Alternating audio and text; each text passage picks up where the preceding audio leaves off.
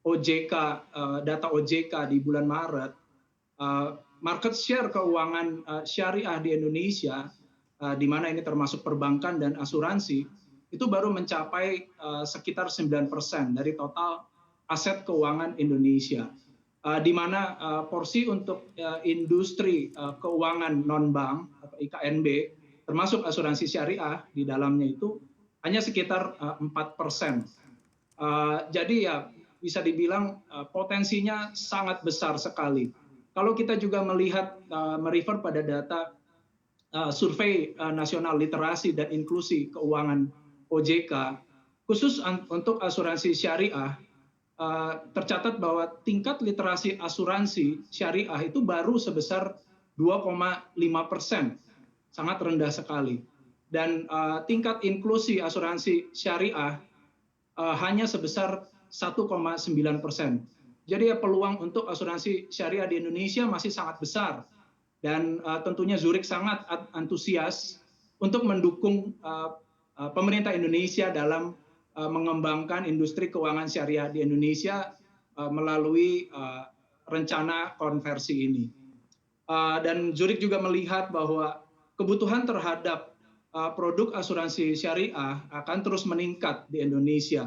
Tentunya dengan konversi ZI menjadi perusahaan asuransi syariah nantinya menjadi ZGTI, itu merupakan wujud komitmen Zurich untuk memenuhi kebutuhan pasar syariah di Indonesia, serta memberikan proteksi asuransi yang komprehensif bagi nasabah dalam mengelola resiko dan juga mewujudkan kesuksesan finansial jangka panjang dari nasabah.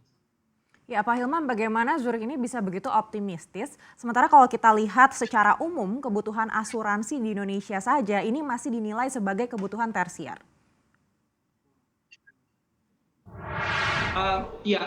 Seperti tadi yang saya sampaikan, salah satu tantangannya sebenarnya, dan itu sebenarnya juga merupakan opportunity ya, itu adalah bagaimana kita bisa meningkatkan literasi dan juga inklusi asuransi di Indonesia secara umum dan secara khusus untuk asuransi syariah ini. Tentunya itu akan membutuhkan kerjasama antara pelaku bisnis dan juga butuh dukungan dari pemerintah maupun regulator. Penduduk Indonesia saat ini berjumlah lebih dari 267 juta jiwa dan mayoritas beragama Islam. Tentunya merupakan potensi yang sangat besar bagi pelaku asuransi syariah di Indonesia.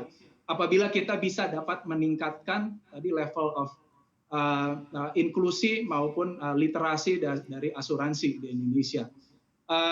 Pemerintah, kita sama-sama tahu, juga telah mengkomunikasikan komitmen dalam pengembangan ekonomi dan keuangan syariah yang terus dilakukan secara terintegrasi. Ini juga kami melihat sebagai dukungan dari pemerintah untuk mendorong perkembangan perekonomian syariah. Dan tentunya dengan begini kami juga sangat mengharapkan pemerintah ke depannya akan terus meluncurkan kebijakan-kebijakan yang dapat mendukung perkembangan dari industri syariah ini. Kerjasama dengan pelaku bisnis juga bisa dilakukan, misalnya dengan melakukan kerjasama untuk melakukan kolaborasi untuk meningkatkan literasi melalui misalnya joint marketing, di mana pelaku bisnis dapat melakukan komunikasi dan promosi bersama-sama untuk memberikan nilai tambah kepada masyarakat ekonomi syariah.